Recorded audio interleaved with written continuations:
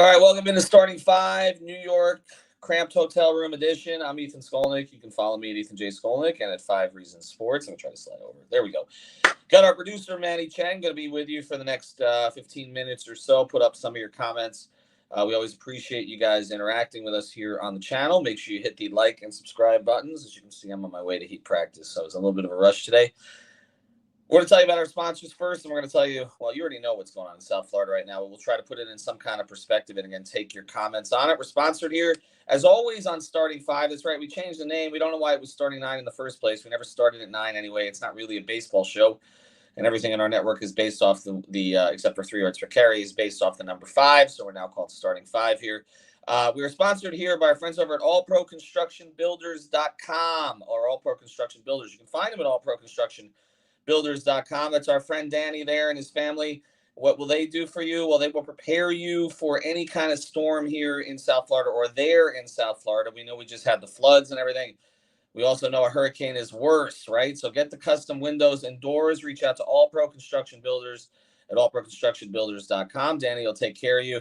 They use local products, American-made products, and they can service the entire area all the way down to the Keys, all the way through Broward. They're based there in Dade County. 305-484-4429. That's 305-484-4429. Mention 5 Reasons, and you will get a 10% discount on your entire order. But get the storm windows now so you don't have to scramble for the shutters at the last minute, although they can do the shutters too. And again, as they say, their quality is their specialty. Also sponsored by our friend Mark Brown.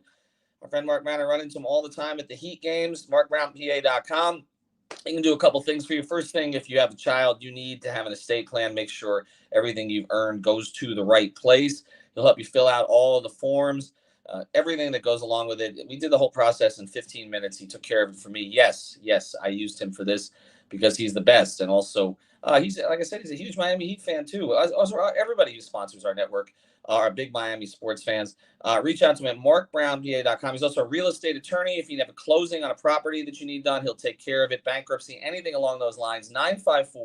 954-566-5678. 954-566-5678. He's always trying to get me to take him on road trips, but sorry, couldn't take him on this one. All right, let's get to it. The Miami Heat and the Florida Panthers. Everybody's still sort of in this hangover after what happened yesterday. I'm up in New York right now. I'll be heading over to practice. And yes, not only, Bimmy, did they have Heat chance at MSG, but they were leaving with 2 minutes left. And I've chronicled that on our Twitter feed. The Heat go up 1-0 in New York. Jimmy Butler sprains his ankle. We'll see how bad it is today. My anticipation, or my guess, is that he's probably not going to play in Game 2. That thing's going to swell. They got their split, and they'll have 4 more days off before they play Game 3. So I have a hunch, it's a pretty strong hunch, that Jimmy's going to sit in Game 2, but we'll see what happens. But either way, the Heat come up, the Knicks, bing bong, all of their celebrities there, and the Heat just basically grind out a win against a team that's had trouble scoring in the playoffs. Even though they won their first-round series against Cleveland, they averaged only 99 points, and the Heat hold them under 100 yesterday. And 2 of the old guys, Kevin Love was joking in the locker room that to Kyle Lowry that they give hope to fat Hall of Famers everywhere.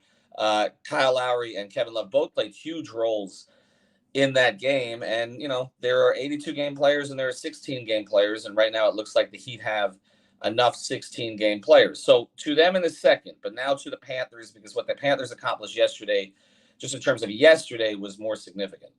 First, now this is the first city or first region ever in sports to have 2 8 seeds beat 2 1 seeds in the same year, which is remarkable. In fact, it's only happened once that 1 seeds lost in both the NHL and NBA playoffs. But to do what the Panthers did last night, to put it in the greater context of what they did in the series, that they were down 3-1 in the series, and they lost those 2 home games 11-4.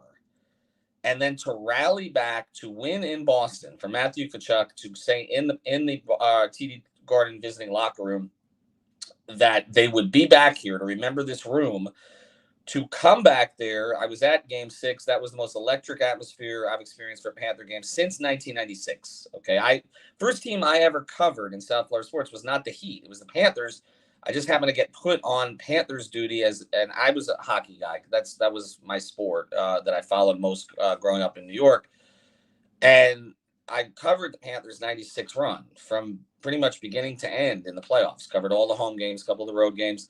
That was my assignment. I was the #2 Panthers writer at the Palm Beach Post. Then I became the #2 Heat writer, then moved on to the Dolphins and everything else. The #2 Panthers writer at the time of the Sun Sentinel was Rachel Alexander. You may know her. She's Rachel Nichols.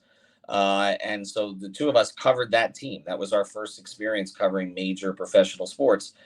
And it was an incredible experience just from the beginning to end. And that team, like, you want to talk about grit, there's no team in South Florida sports history that had more grit than that because they did not have a lot of talent. They had a bunch of third line guys and then a really good goalie in Van Beesbrook. And they ended up, expansion guys, and they ended up going all the way to the Stanley Cup Finals. And they beat Boston, Philadelphia, and Pittsburgh, 3 blue blood teams on the way to the finals before finally succumbing to, really a historic Colorado team that had 5 or 6 Hall of Famers on it, including their goaltender.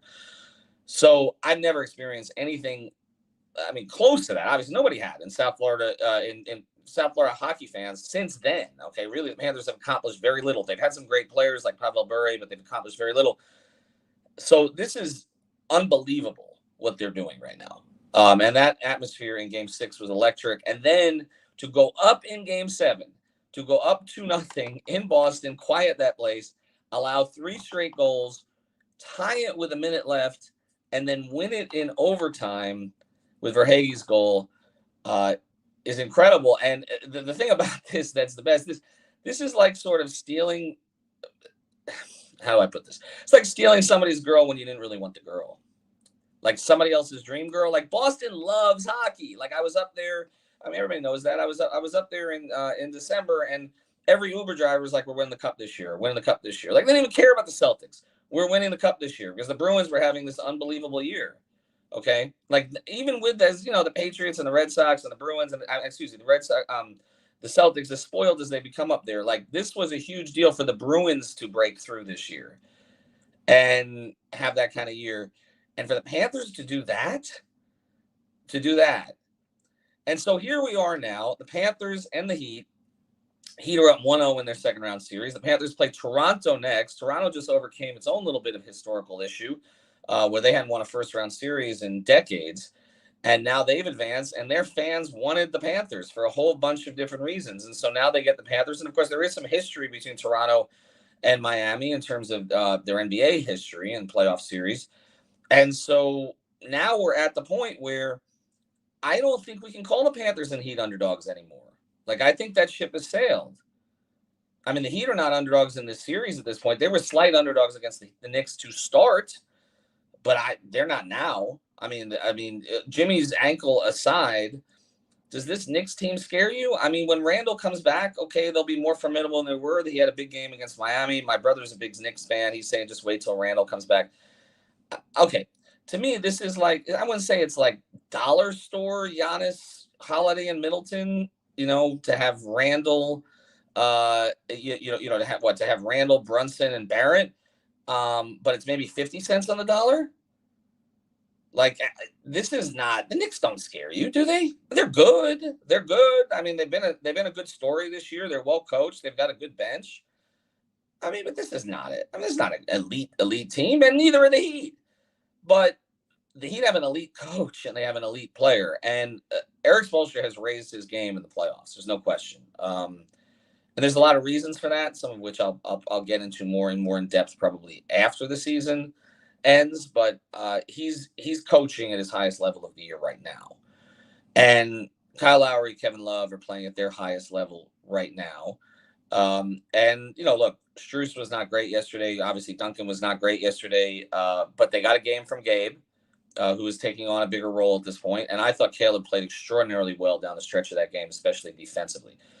So it's like kind of a just enough kind of team at this stage.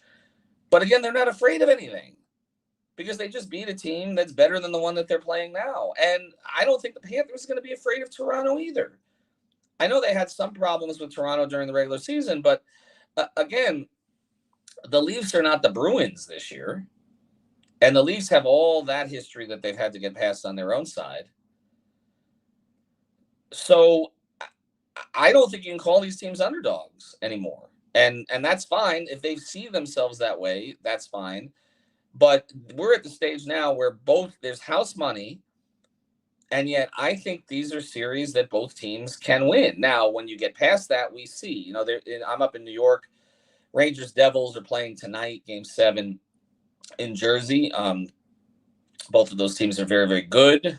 Jersey has, if you don't follow hockey, a young player named Jack Hughes, who's terrific, who's kind of captured the imagination of this area. And I'm friends with a lot of Ranger fans who are very comfortable with this team. They like this Ranger team a lot. So we'll see what happens. But could you imagine if somehow we end up in a situation where the Panthers are playing, say, the Rangers in a Eastern Conference Finals, and the Heat are playing the Celtics? what that's going to be like? So I'm at this stage now. I kind of got two different emotions about this. Okay, one is just appreciation for the fact that there are meaningful games to cover and watch at this point, because with both of these teams, I don't think we expected that. Okay, I mean, the Panthers clinched on the second to last game of the season, and the Heat clinched on the very last day after the season, the last play-in game, where if they lose that thing to Chicago, I mean, we're talking about this is one of the great disappointments in Miami Heat history. Now, I am not among those, okay, and I don't even know there's that many in this camp who believe that everything is solved with the Heat now going forward. There's still changes that need to be made this offseason, and I don't think they're going to fool themselves. I know people are concerned about that Pat and Andy and Mickey and everybody's going to fool themselves and believe, okay, this team is good enough just because we slept through the regular season, but we made a run in the playoffs. I don't think they believe that. And I think there's some hard questions that are going to need to get answered, because there's a little bit of a Ewing theory thing going on right now, a little bit under the surface, that in some ways their game is rounded into shape without Tyler Hero, even though I think Tyler would be important in this series because his scoring, I do think, is going to be necessary at some point. And I also think he would have really performed well in the Garden. He thrives in that particular type of atmosphere. But it's going to be hard to ignore if the Heat keep advancing without him. This is something that's happened in the past. And then you're kind of like, okay, do you need this player that much going forward? And does he become more expendable than he was previously? These are hard questions that are going to need to be answered after the season. And another hard question is, Bam is kind of, he's been telling people he's been struggling on the one leg. And he has played really well defensively when it's been necessary. And he had the big fourth quarter in the game 5 against Milwaukee. But again, last night you were kind of left wanting a little bit offensively. And so there are going to be questions that are going to be asked after the year. But for right now, hi Chance, thanks for waking up with us. For right now, you just have to be happy about what they've been doing. And the Panthers, and there are also hard questions that have to be answered. I mean, Bob's making $10 million a year, and he got replaced essentially by a replacement goalie for about 2 months. But he did come up big when it mattered most. And who thought that Kyle Lowry and Sergei Bobrovsky, okay, which have been two of the most criticized contracts in South Florida sports history, would both come up big on the same day? And so that all comes together to say this has been a magical ride. It's been a lot of fun for us to cover. We'll have all the coverage here on the channel. Alex Baumgartner, you should definitely follow him. He's handling all the Panther stuff. He's going to be at games 1 and 2 in Toronto for us. We'll be at all the home games as well. And of course, I'm here in New York with the Heat, and we'll probably be traveling with them for the most part as long as it lasts. But to close here and just to start our day and check out all the other content on the channel, we'll have new episodes of 5 on the Floor. I'm talking to Eric Reed today for an episode at 1 o'clock. Just to close here, I think everybody should appreciate what has been accomplished to this point, but I think also it's time to pivot. That I don't see the Panthers as huge underdogs against Toronto, and the Heat at this stage, up 1-0, even with Jimmy's situation, are no longer underdogs against the Knicks. So at this point, let's just see how far this can go. All right, thanks to our producer, Manny Chang. We'll be with you a couple of times this week. Thanks to our sponsors, All Pro Construction Builders, also Mark Brown. Also, check out Prize Picks. Use code 5, FIVE. Get that initial deposit matched up to $100. Had a lot of new players on there lately. I mean, look, you can play NHL, you can play NBA, MLB, MMA, golf, tennis, esports. It's all there. Use that code 5, FIVE. We always appreciate using the code. You want us to keep producing the content. That helps keep us going as our Prize Picks. So help us out, but also It's a great app. I mean, honestly, not so great for me lately in terms of my plays, but it's a great app.